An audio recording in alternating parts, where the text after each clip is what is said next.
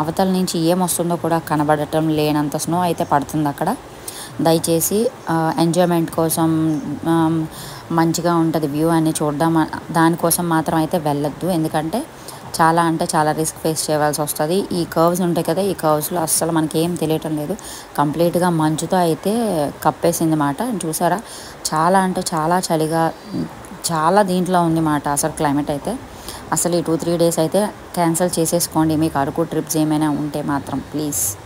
So అందుకే ఇదైతే నేను అప్లోడ్ చేస్తున్నాను. అండ్ మేము ఇది ప్రత్యేకించి ఎందుకు చెప్తున్నానంటే, మేము ఒక ఇన్సిడెంట్ ఫేస్ చేసాం కాబట్టే చెప్తున్నాను. మనం ఇటు నుంచి వెళ్ళినప్పుడు హారన్ కొట్టుకొని వెళ్తున్నాం, అటు నుంచి వచ్చే వెహికల్ కూడా హారన్ కొట్టాలి. ఈ బస్సు కూడా అదే చేశాడు, హారన్ కొట్టకుండా వచ్చేసాడు మాట. మేము సడన్గా వెళ్ళిపోయాము, జస్ట్ 1-2 సెకండ్స్ మాట డిఫరెన్స్ అంతే. లేకపోతే కార్ అని కంపల్సరీ బస్ అయితే డాష్ ఇచ్చేది. సో బై గాడ్స్ గ్రేస్ మేమైతే రిటర్న్ హ్యాపీగా వచ్చేసాం. Bye bye.